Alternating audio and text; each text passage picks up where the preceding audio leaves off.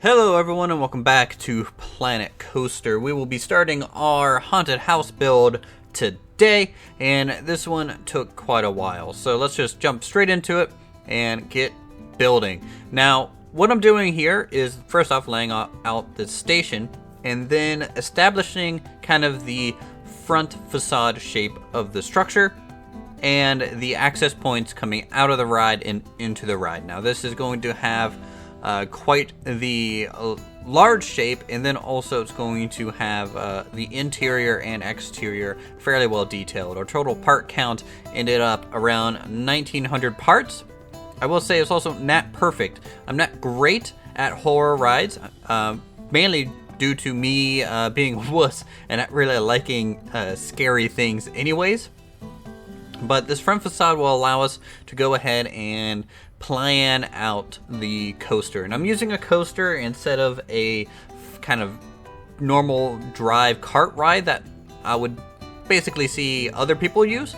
And that is to allow us a little bit more versatility in terms of having a drop. Now, I actually don't know if the other rides allow for such a thing, but I did want to have the thing go through some winding corridors and some rooms and actually do a drop outside and for a moment for an exterior kind of area, and then come back inside the coaster. Now, the track itself is just normal drive wheels. It does have room for a couple cars, and it does actually take a little while for the cars to get the proper spacing. So it does take a little bit of testing. You can see everything going through the motion. We're using this little dragon thing, hence why this thing is called Blood Dragon Manor. And it is kind of a mix of multiple themes. So, you know, from fantasy to a little bit more of a darker modern, you could say, in terms of like the cellar layout. So all this is contained in a Victorian-ish style building. Now, I couldn't probably capture the full Victorian look just simply due to part count and keeping that low.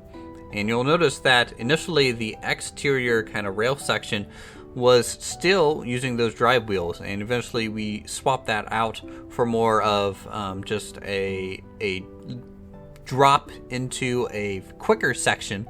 And that raises up the excitement. As you can see, our ratings are actually very low on this ride because it is supposed to be a coaster. It's not actually supposed to be designed to be really slow. It's supposed to have those little, you know, family airtime hills. And that actually really affects our rating in a quite the negative way. But I did test it out. People do ride it. I think that's just simply due to the scenery drawing them in more so than anything else. Now, the cool thing about Victorian structures is there are a lot of little juts. There's some overhangs, some great balcony areas. Also, the roof line is pretty cool when it comes to Victorian. We're also going to be laying our hallways at the same time as planning the exterior. This way I have enough kind of buffer room to work with the exterior completely, because obviously we're still going to be using part clipping. We're still going to be trying to make the exterior look as nice as possible with the pieces and time that we have. A little bit of a wrap around. It's not really necessarily a porch. It's not really covered. It doesn't have a roof or anything, nor does even the balcony on the second floor. But this is more like maybe a stone patio-like structure with two staircases to the left and the right, and this is of course for the queue to be placed, and you know, a place to exit and a place to enter onto the ride. I did try a couple different stair layouts. It was a little difficult to come up with something that worked, and we ended up going with more of a split here to the left and the right, and filling in that centerpiece. You know, it was a little odd having that there, and what I ended up doing is using that as a fountain place, because these things generally, you know, have a greeting kind of water element possibly. And here we're just laying out the foundation for the rest of the building, leaving a little bit of a gap so the coaster can come out. Now we're going to be using some spires, we're going to be using some square spires, and Victorian is a mishmash of round elements and boxy elements to create multiple layers of these stories in depth. It's going to be technically a 3 or 4 story building on the exterior. The interior is limited to 2-story, and that is to allow the roofline room to breathe and clip through itself, because roofing elements in Planet Coaster do take up a lot of space, and adding details to those takes up a lot of space as well. This is the basement area for the ride and cellar. Now, I'm not going to show any of the interior detailing this episode. That's mainly due to, one, saving time on the episode, because this is going to be long enough. It's probably going to be about a 20-minute kind of clip for you guys. Also, it's basically to keep it from being jarring. Now, the way, these speed builds go, they're already kind of jarring enough. And if I were to record the interior building, it would be a little too much, because I move around a lot, trying to get a good camera angle to even place objects in a good way, and that just doesn't come through in a great fashion. Here, struggling with the roof line on this little additional piece, because we didn't really have the extra grid space required to get roofing in here, so trying different roofing elements to portray what I was thinking. Maybe I could make it a cone, but it's not really a perfectly square element, and so it just didn't really work out for us. So what I had to end up doing is splitting the roof and dragging it over that extra quarter of a tile, just to make this a little easier on myself and make that a little wider. Now, it doesn't sit quite as centrally on that lower section, but I'm okay with that. A little bit of asymmetry doesn't really hurt anyone. Adding a little bit of a widow's kind of peak walk there, and changing up some of the roof tiles. I kind of wanted this barn roof to work out, but in the long run we end up changing that anyways. It's still just building up the exterior of this structure using this rough stone. I didn't want something completely clean, because one, it is supposed to be more of a horror building, and making it a little bit more rugged and dirty looking. It's very similar to, say, the Brand Castle, Dracula's castle that we built in the Renaissance Fair, and that's a little bit of the inspiration on this. It does have some similar elements going on in this section here, and you'll notice that the roof line is actually not coming together all that great, and I was thinking about, well, maybe I should just keep going vertically. It wasn't going to really look well, I don't think, so a good thing to do is possibly leave some of that open space for a balcony area or an upper deck area, and then continue on to a 4th floor. And then we can even add either a spire on top of that and some more decking. You want to mix and match your spires, give it some flat space possibly surrounding it to break up the surface of your roof line. At least that's what I'm doing here. There's no real rules to building anything. I like to try and keep mine a little bit more believable, but you guys, of course, can make it as wacky or as crazy as you want.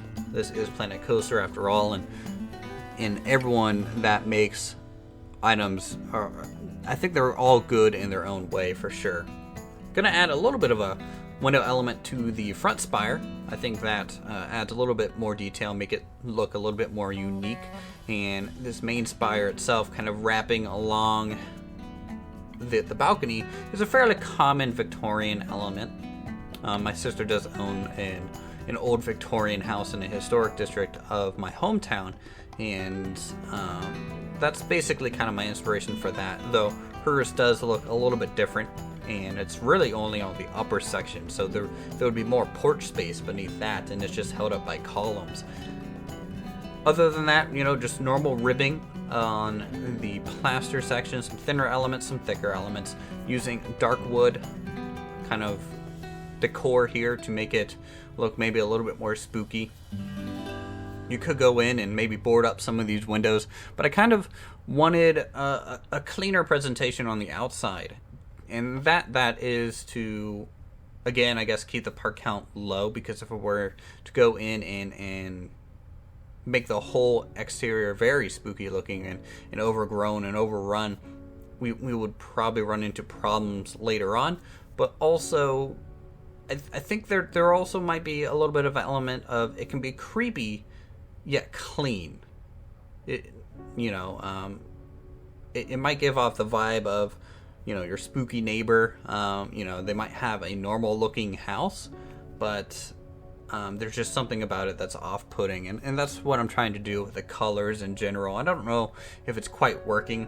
You guys can let me know down below as always, and I'll see if I can't change and add things.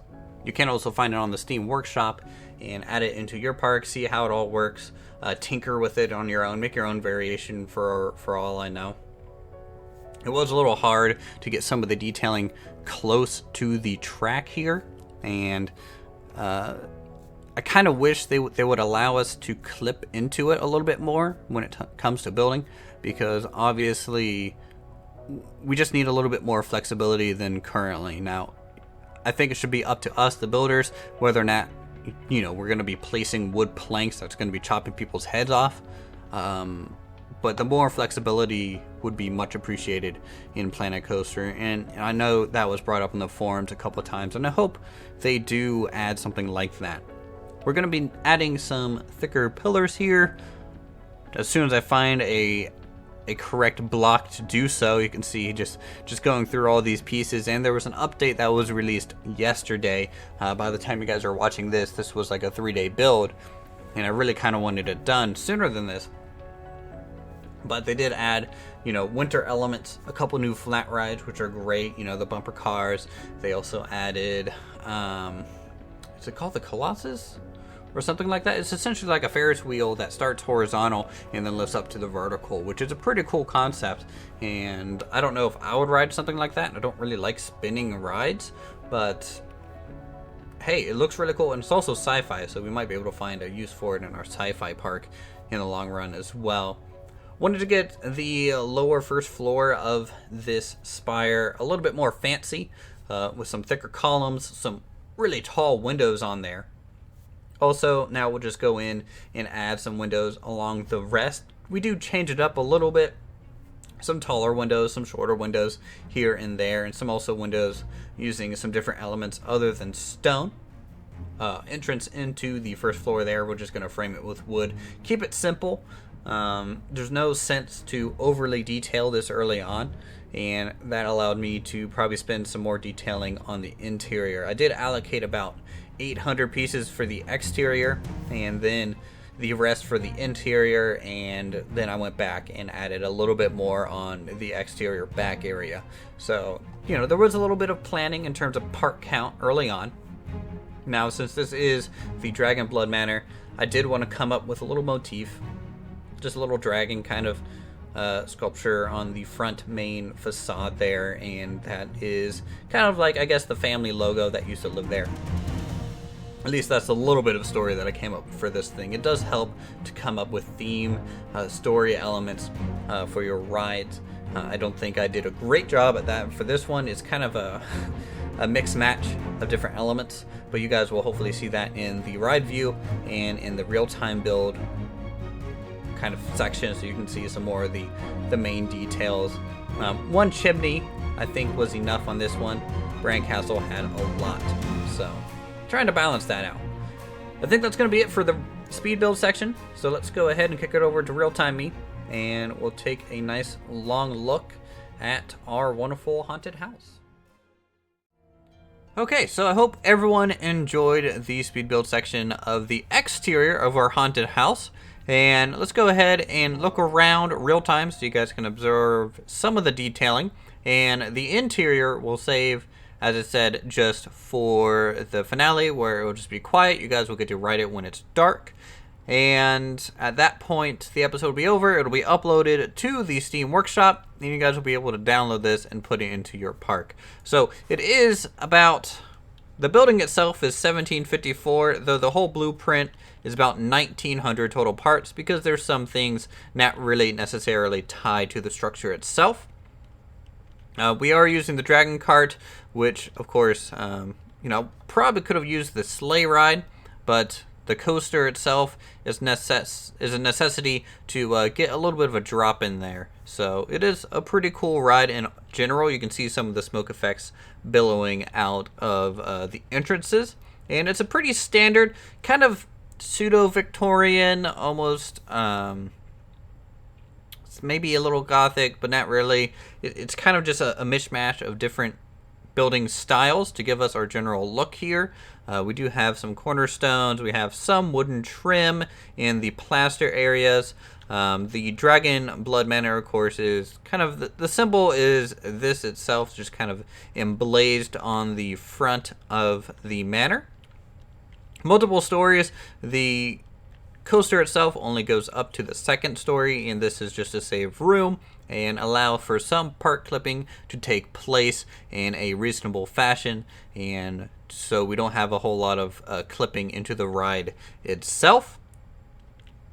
So here is the side, and I do like, mixing up some of the stonework, mixing up some of the plaster colors. Everything's still that dark wood that we've grown accustomed to. Here is the back section with a triggered kind of eating dragon that has lit fire to a small storage barn and storage wagons out the back, and it is lightly lit so that you can kind of keep the ambiance going. You guys are free to add detail, take away detail to these type of things. I left the exterior kind of plant fence light, one to save on parts, of course, but also to allow you guys to easily integrate it into wherever you're placing it. And you can put it alongside of a lake if you want, and add other spooky structures along the side, and maybe additional detailing along the foundation if that's something you want to try and do yourself. So let's see, other than that, I think that pretty much covers the whole exterior. And at this point, we're just going to go ahead, hop into everything at night, which I guess I can show you first, like this, so you can see some of the lighting. A lot of little reds coming out of the openings, and then cool colors coming up to the upper stories. That way you get a little bit of a contrasting look. And if you come back here, you can see the fires really going at it. At that point, there are plenty of triggers on the coaster itself. If you look, we have about 18 trigger points, and that's going to trigger throughout and activate multiple, fire, anything like that I have set up inside. So let's go ahead and take it for a spin. Again, I will say I'm not great at this kind of stuff, but I hope you guys enjoy the ride.